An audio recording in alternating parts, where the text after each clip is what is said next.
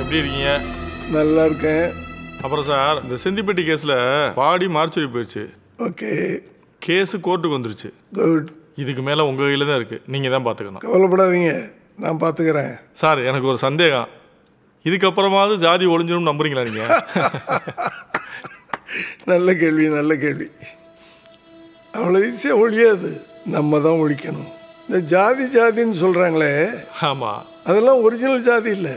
அதுக்குள்ளே இருக்க 7-8 உட்பிரிவுகள், அதெல்லாம் தான் ஒரிஜினல் ஜாதி. ஒழிக்கணும்னா அங்கிருந்து ஒழிக்கணும். பரபரப்பான கட்டத்தை எட்டியுள்ள செந்திப்பட்டு வழக்கு திருநெல்வேலி நடுவர் நீதிமன்றத்தில் விசாரணைக்கு வந்தபோது இந்த வழக்கை விசாரித்த நீதிபதி உயர் நீதிமன்ற நீதிபதி விசாரிக்குமாறு பரிந்துரை செய்திருந்தார். மதுரை உயர் நீதிமன்றத்தில் விசாரணைக்கு எடுத்துக் கொள்ளப்படுகிறது.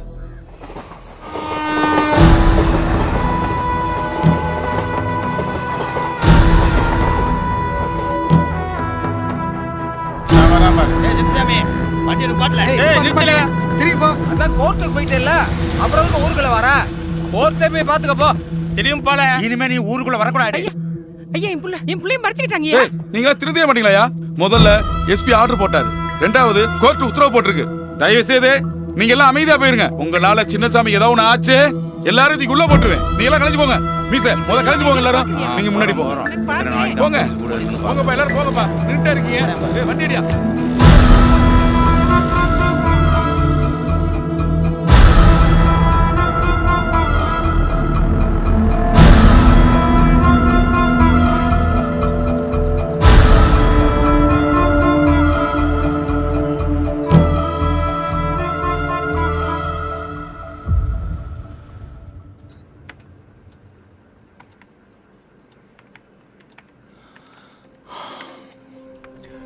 வெள்ளையம்மா, அன்னைக்கு அவங்க வெட்ட வர்றப்போ அவங்க காலில் விழுந்து நீ கதறதை பார்த்தத உடனே நீ ஊரை விட்டு ஓடிடுன்னு நினச்சம்மா.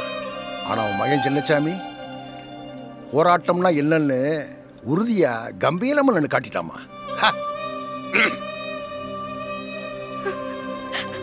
அம்மா, தாயே, அம்மா.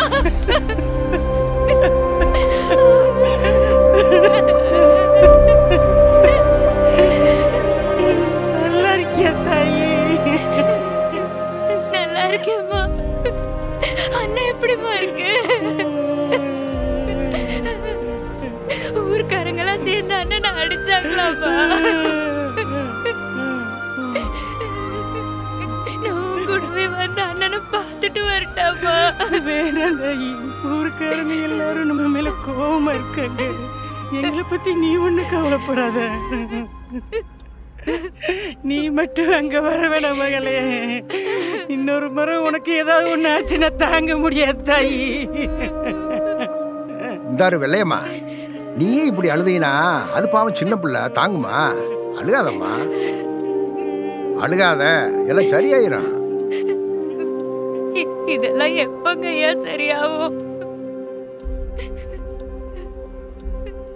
இந்த நாட்டில் எப்பெல்லாம் அக்கிரமம் தரவரிச்சு ஆடுதோ அப்பெல்லாம் அந்த ஆண்டவன் அவதாரம் எடுத்து வந்து எதிரி அழிச்சாங்கிற கதை உண்டு. இப்போ அந்த அவதாரம் மறுபடியும் எடுத்து வரணும். அரசியல்வாதியா வரணும், அதுவும் அதிகாரமிக்க அரசியல்வாதியா வரணும். அப்பத்தான் இதெல்லாம் சரியாகும்.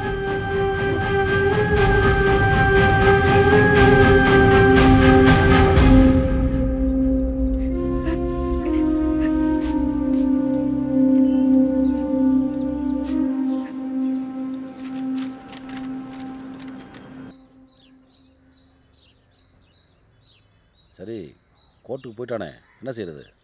சரி, அடுத்து ஆக வேண்டியதை பார்ப்போம்.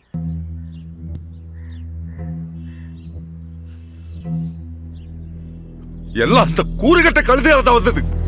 எனக்கு வந்த பிறந்த சாவல சாவல அசிங்கமாயிருக்கு. விடுவாப்ல விடுவாப்ல என்ன பண்ணிருக்க? விடுவாப்ல நீ விடு விடல. கழுத வைக்கிற வீட்டுல இவன் கால் வச்சதால தானே இந்த ஊரு முன்னாடி குடும்பம் தலை குளிச்சு நிக்குது. போதுவான போதுவான அசிங்கம் போதுவான இந்த வேணுவான போதுவா செத்து போல சின்ன பையன் போயிட்டு விடுவாப்ல உட்காருங்க. விடுவாப்ல உட்காருங்க. சின்ன பையன் பேசிட்டு இருக்கீங்க, உட்காருங்க. என்னன்னா ஆச்சு உனக்கு? பேசாம போ நீ. நான் மட்டுமா காரணம்? அவரும் ஒரு காரணம், அந்த ஆண்டவன் ஒரு காரணம். நான் வள்ளியை பொண்ணா தானே பார்த்தேன், இந்த ஊர் தான் சாதியா பார்த்துச்சு. இங்கே பாருங்கவே, அவன் பண்ணது ஒன்றும் சாதாரண காரியம் கிடையாது. அவங்களாம் நம்மளுக்கு காலங்காலமாக கட்டுப்பட்டு இருந்தவங்க தானே. இப்போ முறை நம்மளை எடுத்துட்டு கோர்ட்டுக்கு போயிட்டான். சிங்கமாக இருந்த எங்கள் மாமனை எங்கள் குடும்பத்தை அசிங்கப்படுத்தி விட்டான். அது மட்டும் இல்லாமல் திருவிழாமல் அடக்கம் பண்ண வேண்டிய மாமன் பாடியை கொண்டு போய் மாச்சல் வச்சு விட்டான். இன்னைக்கு எங்களுக்கு நடந்து நாளைக்கு உங்களுக்கு நடக்கும். எசைக்கு சொல்றது சரிதானப்பா. காலகாலமா சடங்கு செஞ்சது அவனுங்க தான். இன்னைக்கு கோர்ட்டுக்கு போயிட்டான். தப்பு தானே? தப்பு தான். அதுக்கு தான் நான் பேசிட்டு இருக்கேன். நாளைக்கு ஊருக்குள்ள இலை விழுந்தா ஓமோன்னு ஏன் ஒன்றுமா போய் சடங்கு செய்வான். சடங்கு செய்யறது இருக்கட்டும். நம்ம ஊர்ல இது வரைக்கும் யாராவது கோர்ட்டு பக்கம் போயிருக்கோமா? இப்ப பாரு, கேஸ் வேற போட்டான். ஏற்கனவே 3 மாசம் ஆச்சு. இனிமே இது எப்ப முடியுமோ? அதுக்குள்ள அவனை வெட்டி நான் ஜெயிலுக்கு போறேன். நீ எதுக்குல தனியா ஜெயிலுக்கு போற? மொத்த ஊரும் சேர்ந்து போய் அந்த படி தீர்த்திட்டு வந்துருவோம். கோர்ட் என்ன செய்யுதுன்னு பாப்போம். இங்க பாருங்க, அவங்க எல்லாம் முந்தி மாதிரி இல்ல. அவங்களுக்கு சங்கம் இருக்கு, கட்சி இருக்கு. இந்த மீடியாக்காரங்க வேற நம்மள சாதி வெறியன் ஜாதி வெறியன்றாங்க, ஜாதியை ஒழிக்கணும்னு சொல்றாங்க. அதை கவர்மெண்ட் பார்த்து கேட்க மாட்டாங்க. இதெல்லாம் பெருசுப்படுத்தாம கோர்ட் என்ன சொல்லுதோ அதை கேட்கணும். கோர்ட்ல என்னைக்கு கேஸ் முடிஞ்சு என்னைக்கு தீர்ப்பு வர, அது வரைக்கும் நாங்க இப்படியே தான் இருக்கணுமா? வெள்ளையம்மா, வெள்ளையம்மா, ஏமா உன் மாமியா எங்கம்மா? ஐயா வெள்ளையம்மா, உனக்கு வேலையும் கொடுத்து அதுக்கு கூலியும் கொடுத்து என் தாத்தையும் போட்ட இடத்தையும் கொடுத்ததுக்கு இந்த ஊரே எடுத்துட்டு கோர்ட்டுக்கு போயிட்டீங்களா? யோ, என்னைய பார்த்துட்டு இருக்கிற கேள்வி. இல்லையம்மா, எஸ்ஐக்கு சொன்னது கேட்டே இல்ல. நீங்க வேலை பார்த்துட்டு போதும், வீட்டை காலி பண்ணிட்டு ஊரை விட்டு போங்க. நாங்க வேற ஆளை வச்சுக்கிறோம். அப்படி கேளு. ஐயா மறு சும்மாவா கொடுத்தீங்க? உங்க வீட்டு துணி துவைச்சு போட்டதுக்குள்ள கொடுத்தீங்க. அட்ரா சக்க, நம்ம போட்ட சோறு எப்படி பேச வைக்க பார்த்தலாம். நீ இன்னும் கேளு, நல்லா உரைக்கிற மாதிரி கேளு. ஐயா அறிவாளி, இந்த இடத்துக்கு நீங்க பட்டா போட்டு கொடுத்து 100 வருஷம் கூட ஆயிருக்காது. அதுக்கு முன்னாடி இது யாரான தெரியுமா? ஏதோ பாட்டன்றீங்க பூட்டன்றீங்க, வரலாறு தெரிஞ்சு பேசணும். இந்த இடமே நீங்க எல்லாம் எங்கிட்ட புடுங்குனது. யார் இடத்த புடுங்குனது? இந்த இடமே நாங்க போட பிச்சல கத்திட்டு இருக்க. எல்லாம் கோர்ட்ல போய் பாத்துக்கங்க சார். எல்லாம் உங்களுக்கு தெரியும். கிளம்பு. போறோம் கிளம்பு. எல்லாம் போங்க. போய் பேசுறியா? பெரிய பெரிய மீசை ஏத்திட்டு வந்துறானுங்க. போங்க.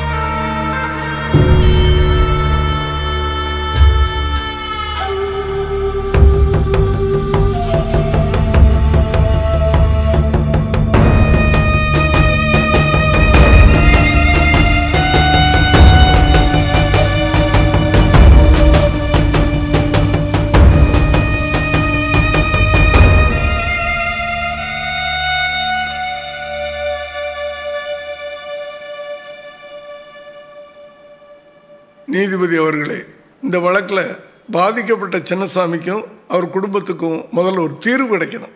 அது வரைக்கும் பாடியை ஒப்படைக்கக்கூடாது.